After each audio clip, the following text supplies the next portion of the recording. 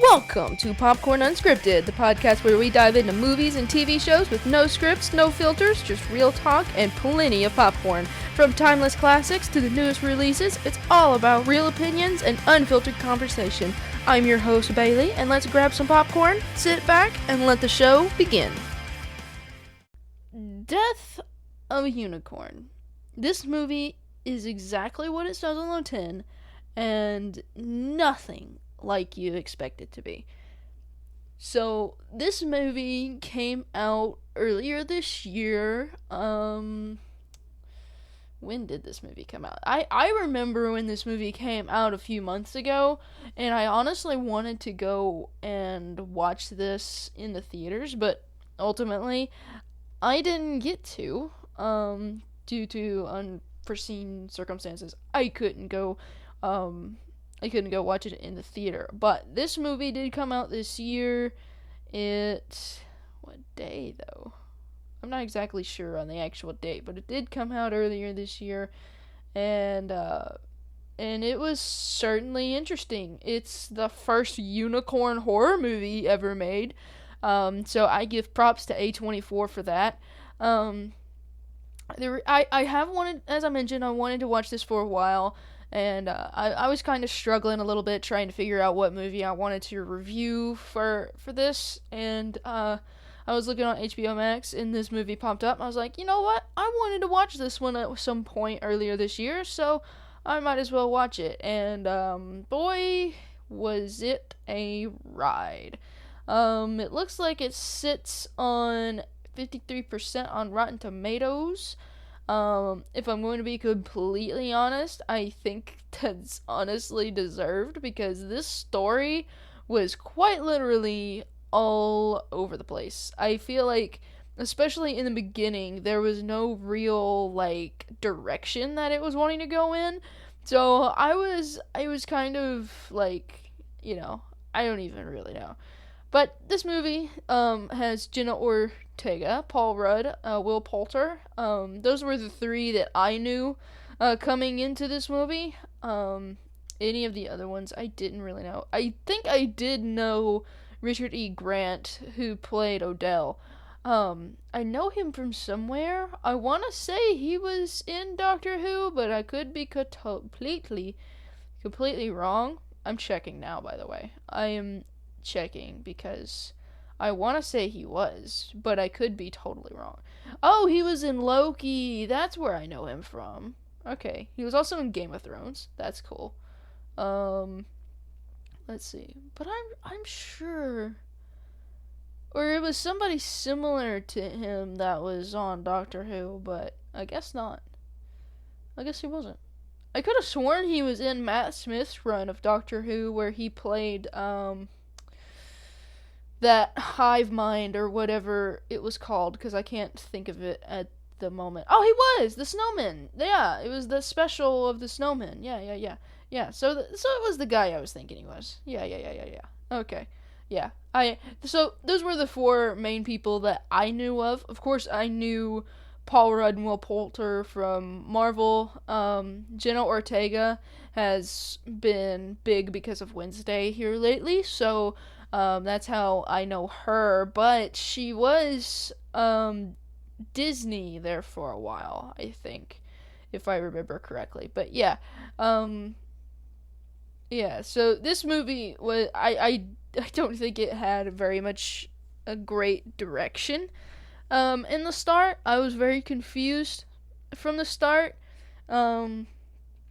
I didn't really know what kind of film this was going to be. I honestly was not expecting horror unicorns. Although I would honestly say this is a unicorn slasher than a unicorn horror movie. I think this was just a unicorn slasher, because this movie has so much blood and gore in it. It was very unexpected, to say the least.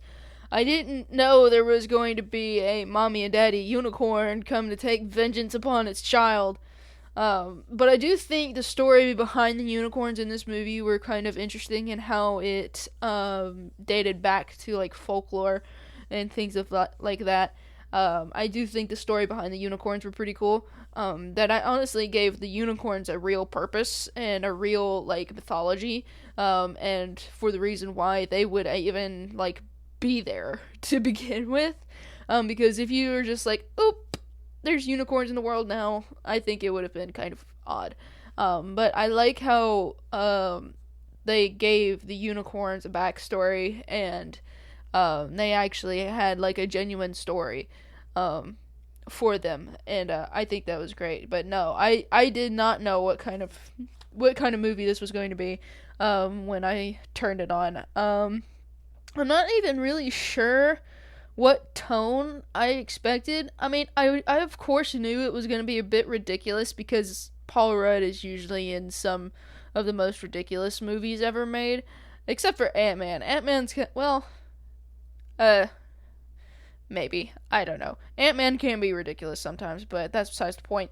I honestly don't know what kind of tone I expected from this. I didn't really expect the story of the unicorns as much. I'm glad it was in the movie to kind of explain what the unicorns were and what the significance of them are and why the two parents are coming to murder everybody. It's yeah, I get it. I get it. So let's break down the plot here. So Act 1 is roadkill, but with horns. So it starts with a father and daughter hitting a unicorn on a dark road, and that's the normal part of the movie. For the most part, that's the only thing normal about this, is that they're driving down this road, and they're driving down, and all of a sudden he hits the baby unicorn, or that we find out that's ultimately the baby unicorn. I honestly wasn't thinking it was a baby until the two bigger unicorns showed up, but that's besides the point. So you meet this father and daughter, and by the tone of the like, they didn't even seem like father and daughter in the beginning. I mean, it's just like, it was like they didn't want to be there with each other. And ultimately we find out that the mom did unfortunately die from some type of cancer, which is another big significant thing of this movie as well. But yeah, the beginning is like, it's dark comedy, hints of horror, and such bizarre energy.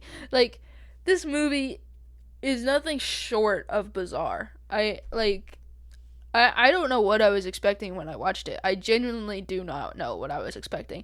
But it's an A24 movie, so I can't expect anything less from A24. A24 has been popping out bangers this year, and this one, I don't know. I don't know if I can make this one part of that. I don't know if this one would be I don't know. But A24 has been on top of their game this year, as I've mentioned in, I believe, my Eddington episode. But they've been releasing nothing but really good hit movies here lately. And then, of course, after they hit the unicorn, she, of course, gets like this vision type thing after she touches the horn. And after that, they go to this mansion place, and that's where you meet the billionaire, and you get introduced to the biotech company, and that's where you kind of start the unicorn exploitation, because Odell, they don't discover it at first. They don't know that he had hit anything with the car until the unicorn had come back to life and started rattling in the car.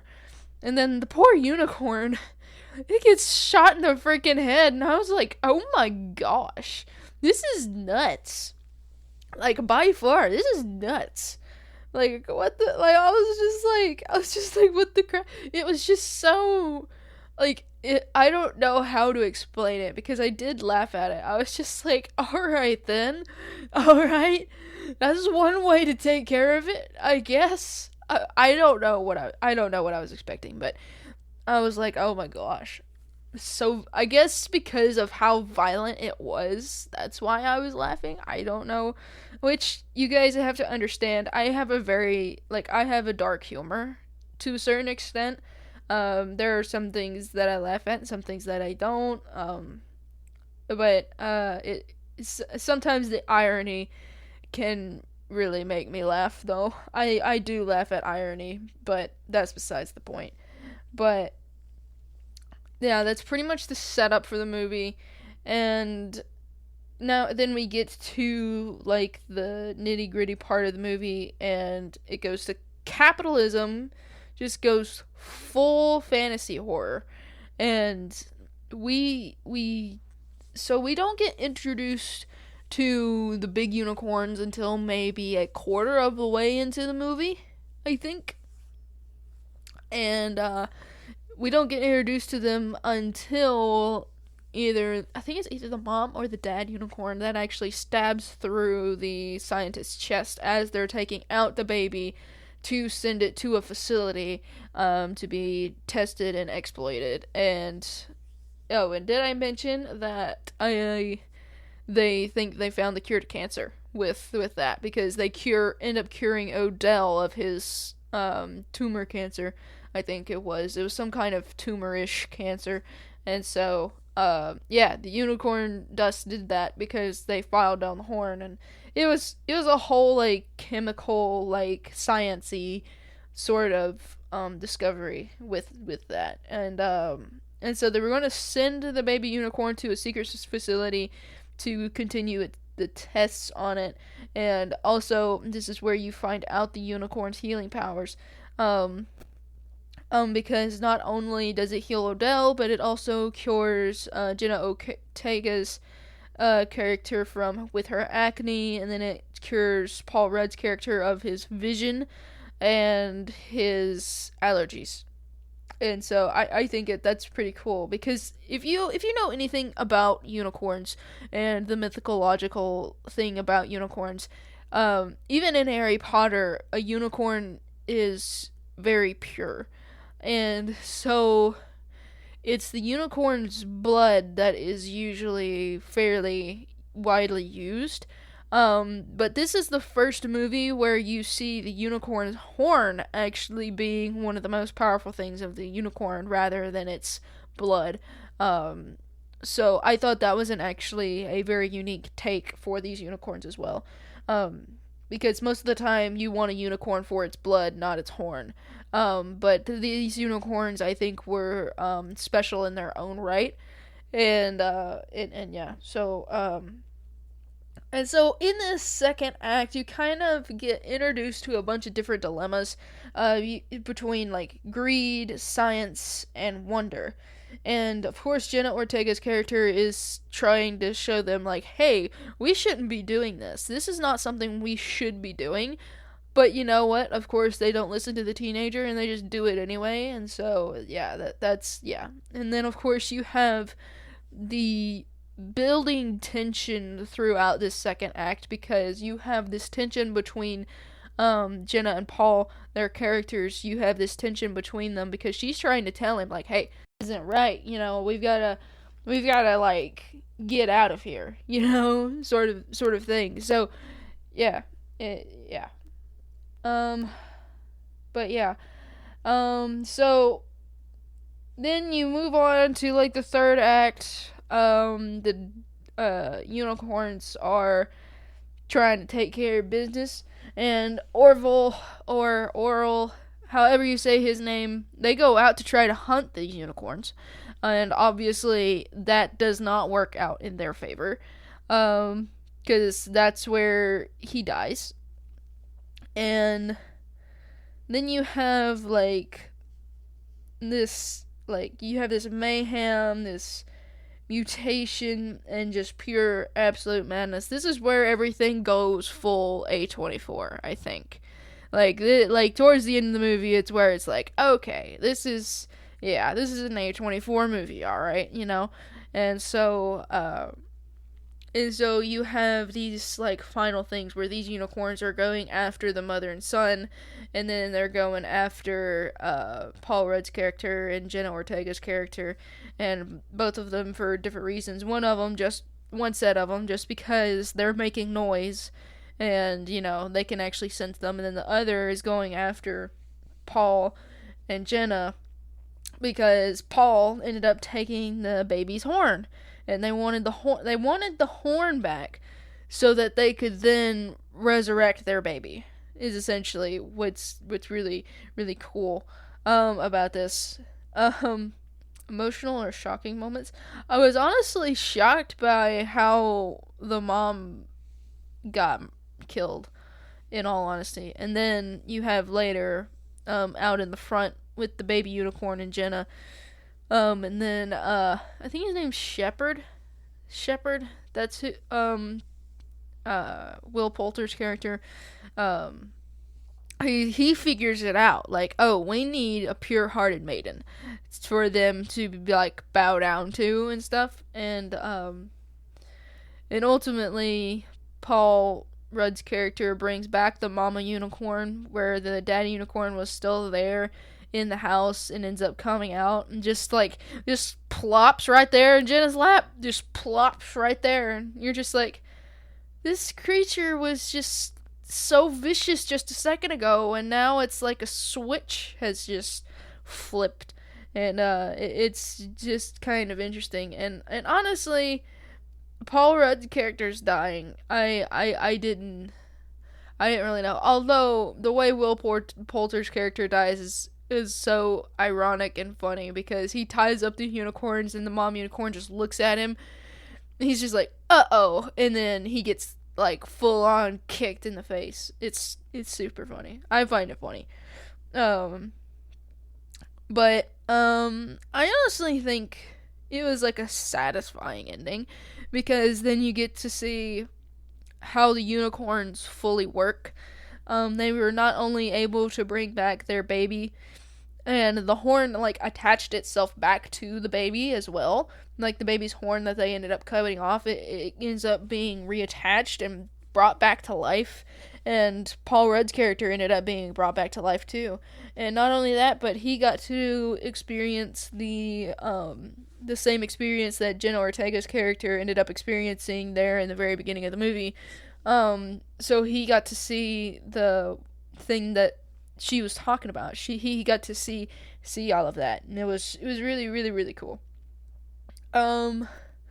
So WTF moments and favorite scenes. Like I said earlier, this movie was just kind of all over the place. I genuinely don't know if there was any favorite scenes from this movie.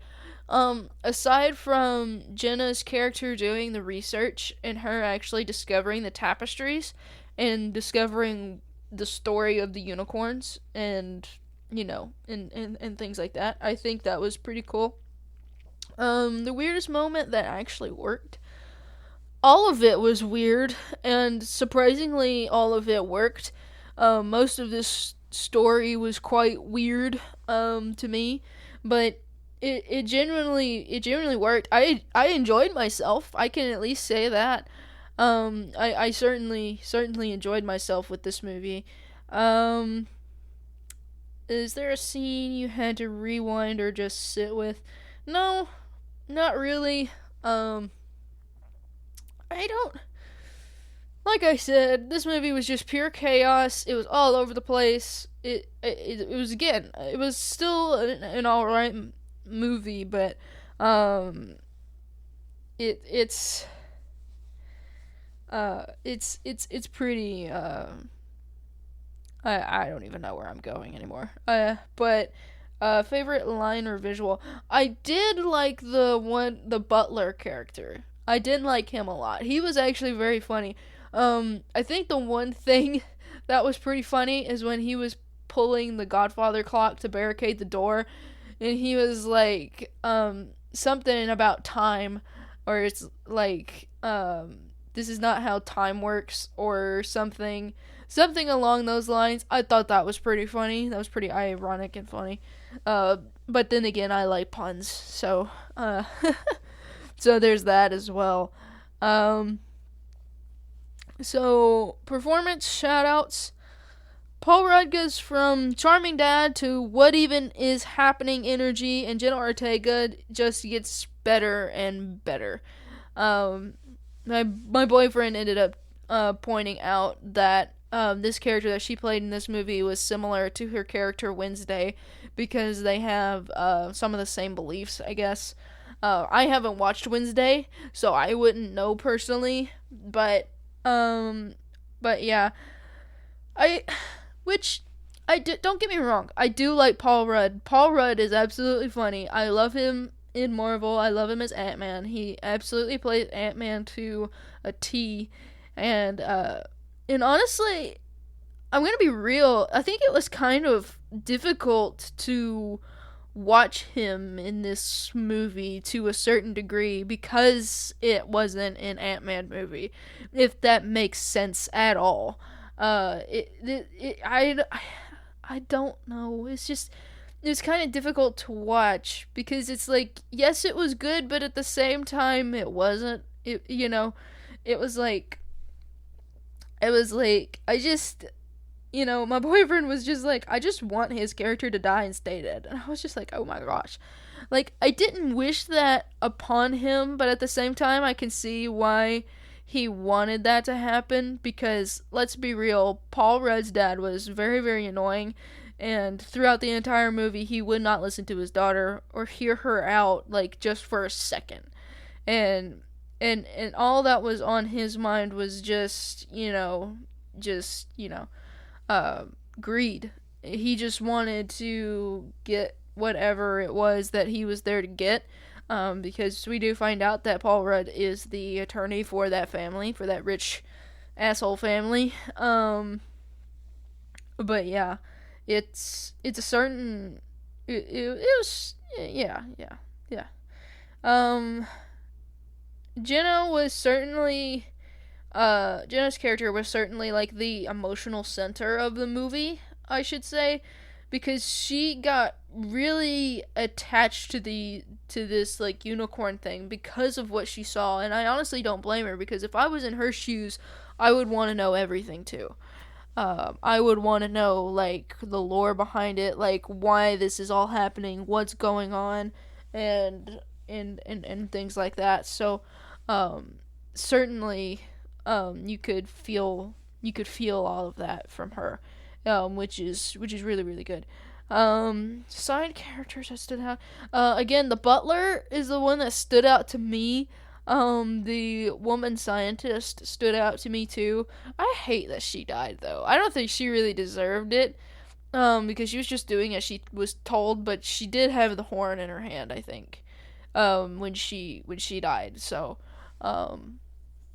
there's that. I think those two side characters were pretty interesting, to say the least.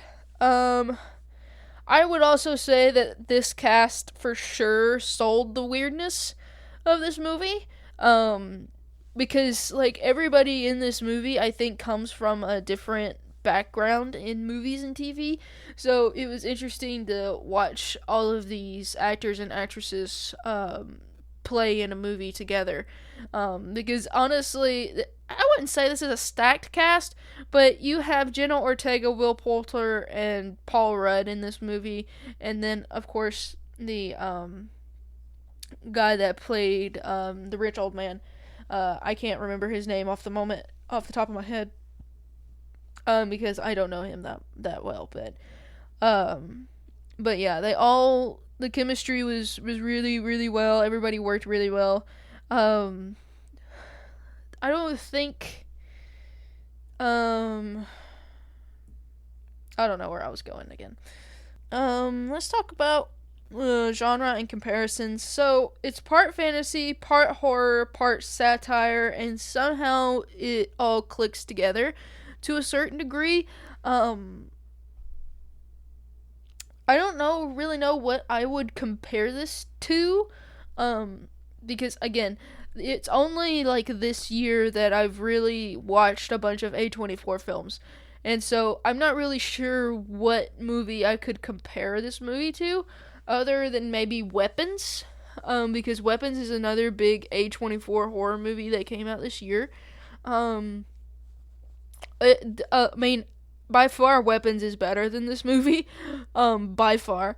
A24 certainly cooked with both of these movies, but definitely Weapons was way better story-wise. I would probably also say cast-wise maybe a little bit, because you do have Josh Brolin and oh, what's her name? I forget what her name is, but you had the woman that played the Silver Surfer in Fantastic Four in Weapons as well. And then you also had Benedict, who played the principal in this movie. I feel like I knew the cop from the guy that played the cop from somewhere. I honestly do not know, but that's besides the point.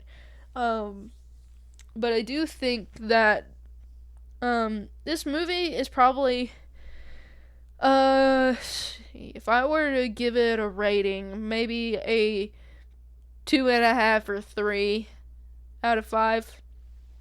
But yeah, this movie was certainly something else, and yeah, it's all super weird, super weird. Let's see.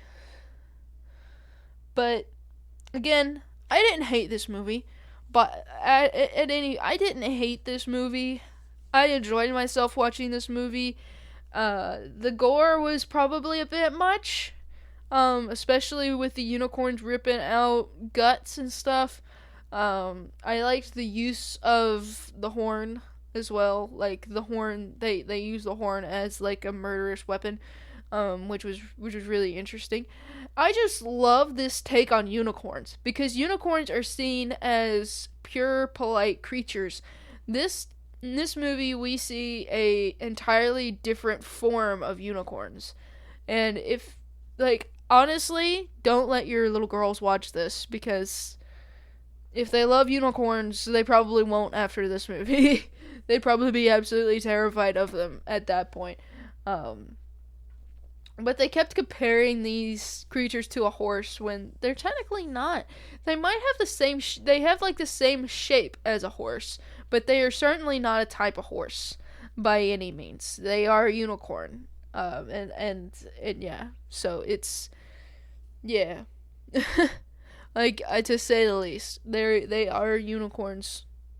And so to kind of start to wrap things up, I know I'm running it a bit short today, but to be honest, I don't have no whole lot to say about this movie, genuinely, because I wasn't very impressed, but I did enjoy myself watching this movie. So Death of Unicorn is weird, sharp, and surprisingly heartfelt. It's not for everyone, but it definitely left an impression, I think. But yeah, this movie is definitely not for everybody. Especially if you don't like dark humor or just dark horror fantasy stuff in general. Again, this is just an interesting take on what unicorns are. So 2 questions for you guys. So for one, what is your biggest "what did I just watch" moment?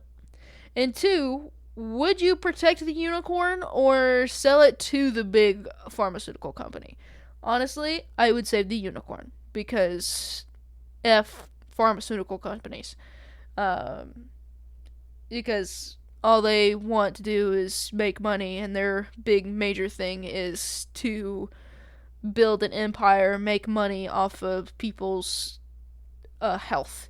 And I honestly don't want to say too much, but yeah. That's a wrap on today's episode of Popcorn Unscripted. Don't forget to rate, review, and subscribe wherever you get your podcast. New episodes drop every Monday and Friday, so be sure to tune in. Until next time, keep your popcorn close and your movie critiques closer. Thanks for listening to Popcorn Unscripted.